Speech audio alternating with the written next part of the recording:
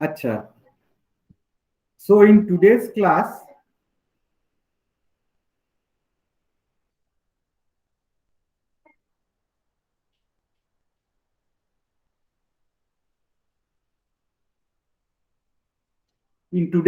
we will be talking about our topic fertilization.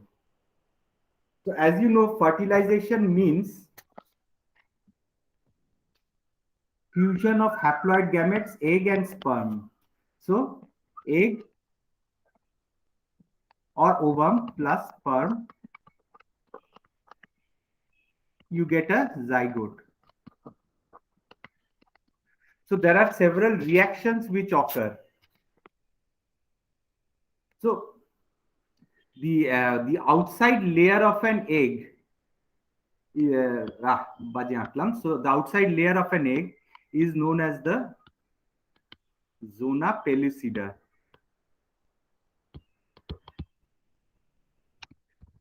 It is more or less a bit clear area, therefore the name is like this. So what happens is, the first thing is binding of a sperm to the zona pellucida. The sperm binds to the outside layer, zona pellucida. This is the magnified structure region. Acrosomal vesicle, that Golgi body becomes the acrosome and it goes and it binds. There are some receptors over here, Z1, Z2, Z3, and they will bind to these receptors. And then they will initiate a chain of reaction. After chain of reaction, chalu hoye jabe. Okay. Now, the next is the acrosomal reaction. Several reactions take place. And then the sperm is, you can see the third point, the sperm is able to enter into the zona pellucida. এখানে দেখতে পাচ্ছ জোনা পেলেসিডাতে ঢুকে পড়েছে sperm, the sperm has entered the zona pellucida. অর্পণ দেখতে পাচ্ছ? হ্যাঁ sir পাচ্ছি। ঠিক আছে।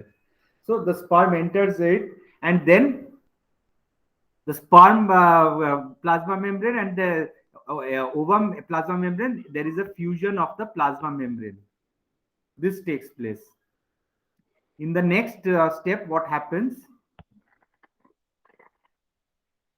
There is entry of the sperm nucleus into the ovum cytoplasm. So the nucleus comes, and finally, you know that the nucleus goes and then it fuses. And so essentially what happens is that these little cells, you say, they are the follicular cells, which after ovulation. So let us see what happens inside the fallopian tube. So the egg is released. So these are the different stages of, this is the corpus luteum which is formed. These are the different stages of follicle formation, and the egg is released in this part. It goes inside the fallopian tube, and somewhere in this region, this fertilization is occurring. It occurs with the sperm. At somewhere at this point inside the fallopian tube, it occurs. It is frozen at meiosis 2. The moment the sperm comes and fuses, then it progresses further, like we have seen in oogenesis. Oogenesis e jerokom dekhle. So these things, and so there are some cells of the follicle which are already attached. Kichu kichu gaye lege thake. Okay. So the site of fertilization is the fallopian tube, and it the passageway from the ovary, some call it the oviduct also. The egg travels along the oviduct. The eggs will either be fertilized by the sperm to become the zygote, or they will degenerate in the body. যদি না sperm পায় একদিনের মধ্যেই এগের অবস্থা মরে যাবে, because there is nobody to feed the eggs. Follicular cells are gone. Ovary মধ্যে follicular cells they had, so they will die. So some pre-fertilization events take place. For passage of sperms, sperms can move at 2 to 3 millimeter per minute using their own power, but they need some help to go inside. So actually the sperms can be found in the oviduct in 5 minutes after ejaculation. Some sperms can take 45 minutes also. So 5 minutes. So to help the sperms, cervical mucus increases in amount and becomes less thick. পাতলা হয়ে যায় যাতে আরাম করে swim করে চলে যেতে পারে, allowing the easier sperm transport. And then the passage of sperm to the uterus and oviduct occurs mainly due to the muscular contraction of these organs. ওগুলো কন্ট্রাক্ট করে করে ভেতরে ঢুকিয়ে দেয়, একের ফ্যালোপিয়ান টিউবের মধ্যে ঢুকিয়ে দেয় স্পার্মটাকে, যাতে এগকে ওখানে পেয়ে যাবে। Now the oocyte, egg, the ends of the oviduct come in close contact with the ovary during the ovulation. মানে ওভারির কাছাকাছি চলে যায়, ফ্যালোপিয়ান টিউবের এই যে জিনিসটা কাছাকাছি চলে যায়, এই যে ফ্যালোপিয়ান টিউবের এই যে এই জিনিসটা রয়েছে ওভারির কাছাকাছি চলে যায়, যাতে এগটা আসলেই টুক করে পড়ে যায়, ভেতরে পড়ে যাবে না, বাইরের দিকে পড়ে যাবে না, একদম যাতে ভেতরে টিউবের মধ্যে যায়, they come in close. And the fimbriae, fimbriae এই যে ছোট ছোট এই যে খোলা ফানেলের মতন আছে, these are the fimbriae. what they do is they sweep, ঝাঁটার মতন করে ভেতরে ঢুকিয়ে দেয়। Okay, sweep the ovulated ovum into the oviduct. Then peristaltic waves of oviduct musculature, এরকম করে ওভিডাক্টটা এরকম করে কন্ট্যাক্ট করতে করতে করতে করতে এটাকে ঠেলতে ঠেলতে নিয়ে যায়। যদি ওভিডাক্ট খারাপ হয় এই প্রসেসটা ভালো হয় না, এই জন্য ফার্টিলাইজেশন মানে বাচ্চা হতে সমস্যা হয়, কোনো একটা টিউবারকুলোসিস হয়ে গেল বা কোনো একটা ইনফেকশন হলো ফ্যালোপিয়ান টিউবেতে, এটা নষ্ট করে দেয় জিনিসটাকে, মাসকুলেচারটাকে, যদি ট্রিটমেন্ট না করে তাড়াতাড়ি over period of time. Most আরেকটা ইম্পর্টেন্ট থিং হয় to ready the sperm, and there is a process known as sea urchin এতে, in sea urchin echinoderm একটা জিনিস হয়েছে তাকে বলা হয় capacitation. So the sperm is covered with a glycoprotein coat and this capacitation takes place. ये বাইরে glycoprotein coat is removed once the sperm is inside, because the some physiological changes take place inside the female genital tract. হ্যাঁ, তো there are এখন এটা ভালো করে জানা নেই যে কি করে হয়, but somehow once this capacitation takes place, this becomes a very hypermotile sperm, মানে আরো অ্যাক্টিভ হয়ে যায়, আরো চড়বড় করে চলতে থাকে এই গ্লাইকোপ্রোটিন কোডটা বেরিয়ে যাওয়ার পর। So basically you can call this capacitation as it is the functional maturation of the spermatozoon, and the changes take place via the sperm cell membrane, in which receptors are made available through the removal of glycoprotein layer. একটা glycoprotein layer যে receptor গুলো বিভিন্ন জিনিসের জন্য bind করে সেটাকে ঢেকে রাখে, ওটা যেই খুলে যায় ফটাফট সব রিসেপ্টর বাইন্ড করে টেনে নিয়ে যায় ভেতরে, গন্ধ মানে কেমো অ্যাট্রাকশন বলে, অনেক কিছু বলে। Sperms, they cannot fertilize oocytes when they are newly ejected, মানে ক্যাপাসিটেশন না হলে ঝট করে ফার্টিলাইজেশন করতে পারে না। ক্যাপাসিটেশন প্রসেস টেকস 5 hours. হ্যাঁ, ক্যাপাসিটেটেড স্পার্মস আর মোর অ্যাক্টিভ। তো নর্মালি একটু আর্টিফিশিয়ালি এই একটা ইউটেরাইন ফ্লুইডের মতন মিমিক করে ক্যাপাসিটেট করে দেয় যখন ইনভিট্রো ফার্টিলাইজেশন হয়। ওরা মোস্ট অ্যাক্টিভ স্পার্মস গুলোকে না একদম তো ক্লোজ নিয়ে নেয়, তখন এটা হয়ে যায়, কিন্তু ক্যাপাসিটেশন না হলে একটু অসুবিধা আছে। Capacitation occurs in the uterus and oviduct and is facilitated by substances of the female genital tract. ঠিক আছে এই অর্পণ, ঠিক আছে? হ্যাঁ স্যার, ঠিক আছে স্যার, ঠিক আছে, ওকে। এটা হচ্ছে কি steroid binding albumin, lipoproteins, proteolytic and glycosidic enzymes, heparin, খুব হেপারিন দেয় আইভিএফ এর টাইমে, হেপারিন টেপারিন দিয়ে যায়, মানে কনস্ট্যান্ট হেপারিন ইনজেকশন দেয়, এগুলো ক্যাপাসিটেশনকে ফার্টিলাইজ করে দেয়। So the process of fertilization 5 steps. First হচ্ছে কেমো অ্যাট্রাকশন, কেমিক্যাল দিয়ে স্পার্মকে অ্যাট্রাক্ট করা। Next is release of acrosomal enzymes, অ্যাক্রোজোমের এনজাইমস গুলো মানে গুলিয়ে দেয় এগের মেমব্রেনটাকে, ভাইটালাইন মেমব্রেন যেটাকে বলে, গুলিয়ে দেয়। Then binding of sperm to extra cellular envelopes, মানে স্পার্মটা যেটা বাইন্ডিং অফ স্পার্মস যেটা ওটা হচ্ছে, দেন ওটার মধ্যে দিয়ে পাস করার, passage through extra cellular envelope, and then fusion of egg nuclei and sperm nuclei 2n হওয়ার জন্য। তারপরে ওদের মধ্যে পরে জাইগোটটা ফর্ম করে গিয়ে further thing. So chemo attraction এতে সি আর্চিনের স্টাডিজ এতে দেখা গেছে, it has been seen that sperm chemotaxis attraction towards from a concentration gradient. Egg থেকে কিছু একটা কেমিক্যাল ছাড়ে, হ্যাঁ, এগের যত কাছে ওটার কনসেন্ট্রেশন বেশি, যত দূর তত কনসেন্ট্রেশন কম। স্পার্ম তো এসে গেছে ওখানে, ওই গন্ধতে টানেতে এগিয়ে আসে, আরো জানে যে কোথায় যেতে হবে। রিসেপ্টর আছে, বলে যে লাইগ্যান্ডটা কিছুই না, ওই কেমো অ্যাট্রাক্টেন্টটা স্পার্মের এই রিসেপ্টরে বাইন্ড করে। অল দিস মানে সিগন্যাল ট্রান্সডাকশন মেকানিজমস গুলো হয় সিমিলার। এটাকে ফসফোরিলেট করলো, এই চ্যানেল খুলে গেল, ওই চ্যানেল বন্ধ হয়ে গেল, হ্যাঁ। তো এইদিকে ওরই মধ্যে এই ক্যালসিয়াম ঢুকে পড়ে, এটাকে একটা ডিপোলারাইজেশন প্রসেস বলে। যেই ঢুকে যায় ভেতরে, ফ্ল্যাজেলার কি করে, তক্ষুনি ওটা বেঁকে যায়। যদি অন্য দিক দিয়ে যায়, ওই গন্ধের চোটে ল্যাজটা ঘুরিয়ে যায়, মানে towards the egg.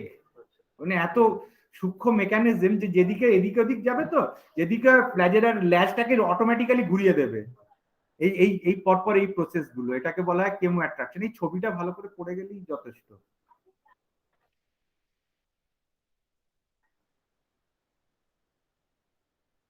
Okay, next হচ্ছে release of acrosomal enzymes or acrosomal reaction. ঠিক আছে, শর্ট নোটে আসবে এখানে। Most ZP3 glycoprotein, this triggers the zona acrosomal reaction. এই যে ZP3 গ্লাইকোপ্রোটিন, এই প্রথম ছবিটাতে আরেকবার নিয়ে আসি। এই Z3 বলছে ওখানে রিসেপ্টর, ওটা ZPO বলতে হয়, জোনা পেলেসিডা। কেউ Z3 বলে, ZP3 এই রিসেপ্টরেতে এটা বাইন্ড করাচ্ছে। যেই বাইন্ডিংটা হবে, অ্যাক্রোসোমাল এনজাইম ওই রিয়াকশনটা চালু হয়ে যাবে, এটা স্টার্ট করে দেয়। যেই এই বাইন্ডিংটা হচ্ছে এখানে, দেখতে পাচ্ছ অর্পণ?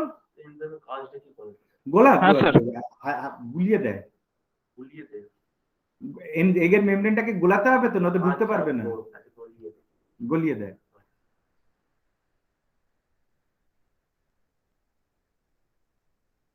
গুলে যায় তাতে, ওই ঘটি ভাষা তো একটু। হ্যাঁ, ঠিক আছে। আচ্ছা, which triggers the acrosomal reaction.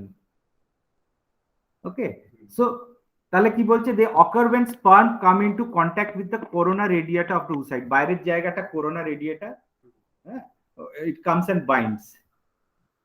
তারপর কি ফুটো ডেভেলপ ইন দ্য অ্যাক্রোসোম, অ্যাক্রোসোমে কিছু ফুটো হয়ে যায় স্পার্মে, যাতে এনজাইম গুলো বেরোবে। তারপরে point fusion along and the external acrosomal membrane upper। তাহলে কিছু কিছু জায়গায় ফিউজ করে যায় স্পার্ম মেমব্রেনটা আর এগের মেমব্রেনের ওখানটা। ওকে, the acrosomal reaction is associated with release of acrosomal enzymes that facilitate fertilization। hyaluronidase নামটা শুনেছো এনজাইমটা?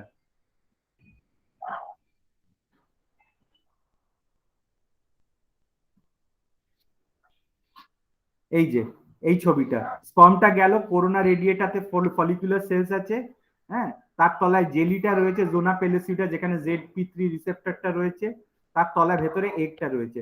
স্পার্মটা গেল, ফার্স্টে হচ্ছে binding of the sperm to egg jelly coat, bind করলো। তারপরে enzymes are released from acrosome, একটুখানি ঢুকে গেল।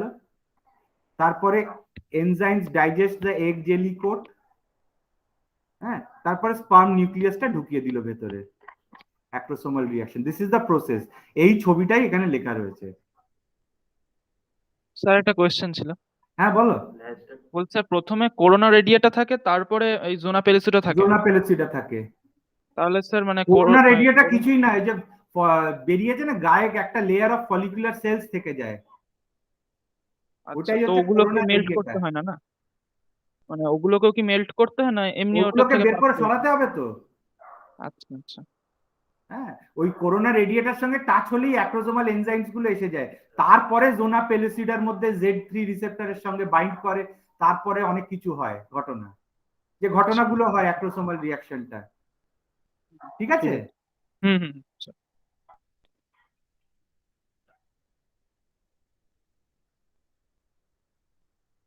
এই যে এখানে রিঅ্যাকশনটি যে one of the protein ZP3 ওই জিনিসটাই বলেছে বাইন্ডস টু ওই রিসেপ্টরস অন দ্য স্পার্ম, এই receptor on the sperm beta 1,4 galactosyl transferase receptor, carbohydrate receptor.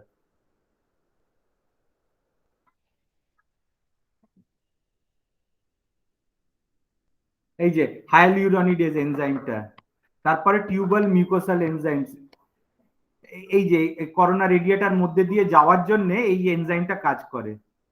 তাহলে তারপরে কি হয়, এটা হচ্ছে binding of sperms to extra cellular এনভেলপস।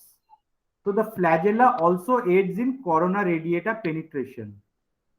ঠিক আছে, penetration of the zona pellucida around the oocyte, তারপরে উসাইটের চারদিকে এই যে সব আরো এরা হচ্ছে জোনা পেলুসিডাকে ইয়ে করে দেয়, মানে এস্টারেজ, অ্যাক্রোসিন, নিউরামিডিনেজ এইসব এনজাইম গুলো কি করে জোনা পেলুসিডাটাকে উড়িয়ে দেয়, ডিজলভ করে দেয়, লাইসিস করে দেয়। Once sperm enters the zona pellucida, zona reaction occurs. This reaction makes the zona pellucida impermeable to other sperms. তারপরে when more than one sperm manages to enter the ovum, হ্যাঁ, fetus is abort করে যায়, সুতরাং একটাই ঢুকতে পারবে, একটা ঢুকলেই সব বন্ধ হয়ে যায়, পলিস্পার্মি, ব্লক টু পলিস্পার্মি বলে। হ্যাঁ, এইটা কি করে হয়, দু রকম ভাবে হয়। একটা হচ্ছে মানে only one sperm can enter,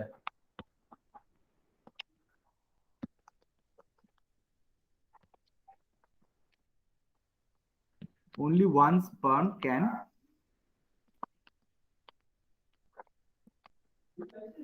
enter, only one sperm can enter. পলিস্পার্মিটা কি করে হয়, ফার্স্ট হচ্ছে changing the electric potential of the egg membrane by pumping high amount of Na+ outside the egg surface.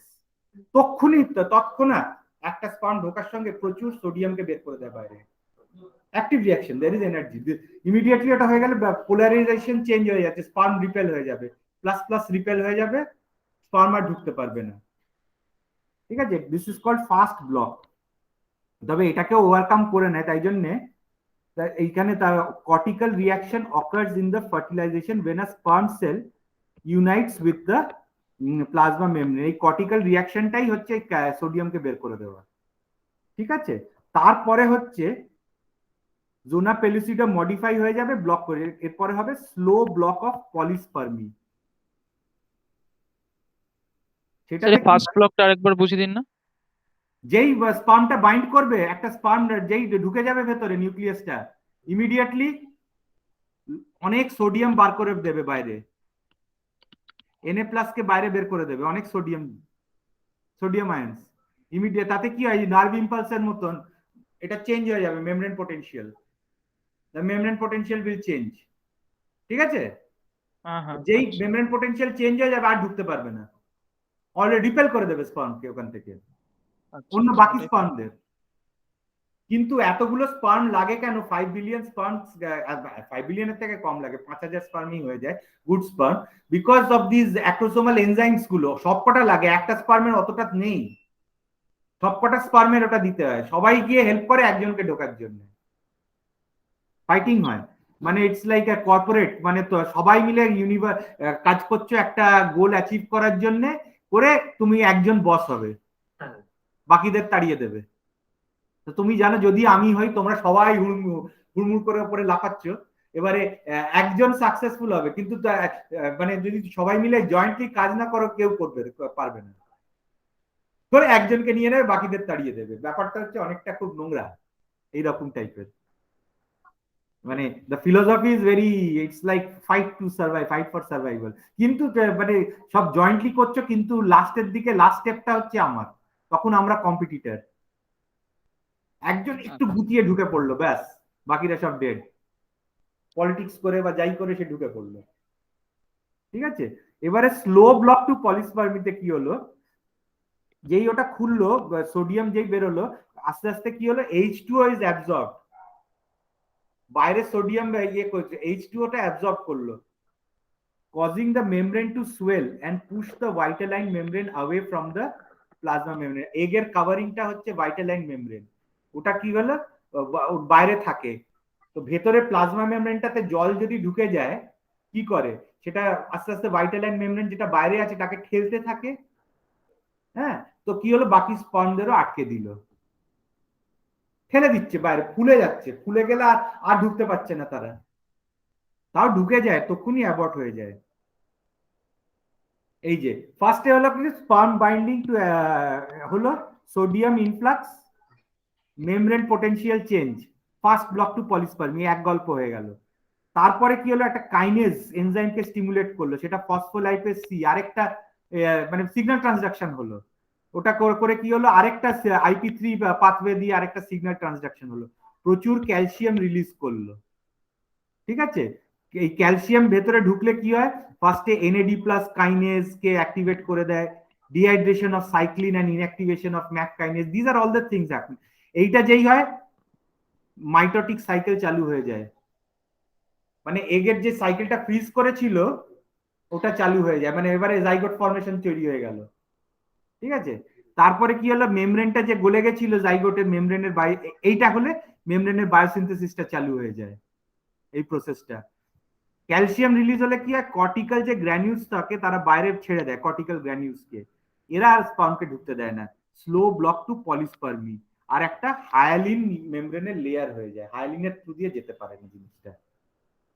আচ্ছা, আরেকটা হয় ক্যালসিয়াম রিলিজে হয় stimulation of protein synthesis, DNA replication and cytoplasmic movement, মানে যেটা করছে সে তোমার জাইগোটের ডেভেলপমেন্টে এবারে কাজ লেগে গেল, সেল ডিভাইড করতে চালু করে দিল, মানে আর কেউ ঢুকবে না, আর ঢুকলেও কোনো লাভ নেই, আর ঢুকতে পারবেও না। আর ফসফোলাইপেজ সি এর এই পাথওয়ে দিয়ে সোডিয়াম হাইড্রোজেন এক্সচেঞ্জ করে দেয়, সেলের পিএইচ বেড়ে যায়, মানে H+ ভেতরে Na+টা বেরিয়ে যাচ্ছে তো বাইরে, তাই জন্য সেটাকে কাউন্টার করার জন্য H+ ঢুকে যাচ্ছে, তাতে কি মানে এক্সচেঞ্জ করে দিচ্ছে, Na+টা যেটা বেরিয়ে গেছে বাইরে সেটা ঢুকছে, H+ কে বের করে দিচ্ছে, তাতে কি H+ হলে অ্যাসিডিটি কম হয়ে যাবে, পিএইচটা আস্তে আস্তে বেড়ে যাবে, এই পিএইচ বেড়ে গেলে এই জিনিসগুলো স্টিমুলেট হয়ে যায়। খুবই সামান্য, 7.2 থেকে 7.4 হলো, এই নয় যে 9 হয়ে যাচ্ছে। ঠিক আছে, এটা হচ্ছে ফার্স্ট ব্লক, এই দু রকম ভাব, ফার্স্ট ব্লক, স্লো ব্লক। এই পিকচারটা প্র্যাকটিস করলেই যথেষ্ট, এটাকে লিখে দিলেই যথেষ্ট, ফুল মার্কস। হ্যাঁ, এই পিকচারটাকেই লিখে দেবে জাস্ট, তোমার ফুল মার্কস, কেউ কাটতে পারবে না। বাকি লেখাটা হচ্ছে লেখার জন্য লিখেছি, এই ছবিতেই আসল গল্প। নেক্সট হচ্ছে প্যাসেজ থ্রু এক্সট্রাসেলুলার এনভেলাপস, তো fusion of plasma membrane of oocyte and sperm, এবারে plasma membrane oocyte and sperm fuse করে গেল, তারপরে এইসব কারণের জন্য second meiotic division of oocyte is completed. কেন ওই এই যে এইটা হয়ে গেল না তোমার, এই স্টেপটা মাইটোটিক সাইকেল রেস্টোর করে গেল, degradation of cyclin and inactivation of MAP kinase, calcium release থেকে এই সব জিনিসগুলোকে চালু করে দেবে, ক্যালসিয়াম যে রিলিজ করলো ভেতরে, এবারে ফিউশন করে গেল। ফিউশন মানে নিউক্লিয়াসটা দুজনেই নিউক্লিয়াসের মধ্যে ঢুকে পড়লো, পাশাপাশি থাকলো, এবারে যা হওয়ার অনেক কিছু জানা নেই, প্রো নিউক্লিয়াইটা ব্রেকডাউন করলো, chromosomes condense and arrange themselves for mitotic division, এবারে মাইটোটিক ডিভিশন আরম্ভ হলো এই দুটোকে নিয়ে, এগের মধ্যে সব ফ্যাক্টরস রয়েছে। না না, এইটা হচ্ছে পুরো জিনিসটা, জোনা পেলুসিডাতে হচ্ছে অলরেডি এখানে মাইটোটিক ফেজেতে ফ্রিজ হয়ে বসে রয়েছে এগটা। ঠিক আছে, এবারে স্পার্ম এসে এইখানে ঢুকলো, স্পার্মটা ঢুকছে দেখো, সব রিসেপ্টরস ইনঅ্যাক্টিভেট করলো, এবারে মেল প্রো নিউক্লিয়াস এসে গেল এখানে, দুজন ফিউজ করে একসঙ্গে দুজনের মাইটোসিস চালু হয়ে গেল, এগুলো মরে যাবে। ঠিক আছে, এইটাই হচ্ছে ফার্টিলাইজেশন, এটা completed within 24 hours of ovulation. বুঝতে পারলে সবাই? অর্পণ? হ্যাঁ স্যার। ঠিক আছে, আজকে তাহলে এখানে শেষ করি, কোয়েশ্চেন আছে? না স্যার, ক্লিয়ার হয়ে ঠিক গেছে। আছে, তাহলে আমি শেষ করছি এখানে, ওকে স্যার। আমি রেকর্ডিং বন্ধ করে দিচ্ছি।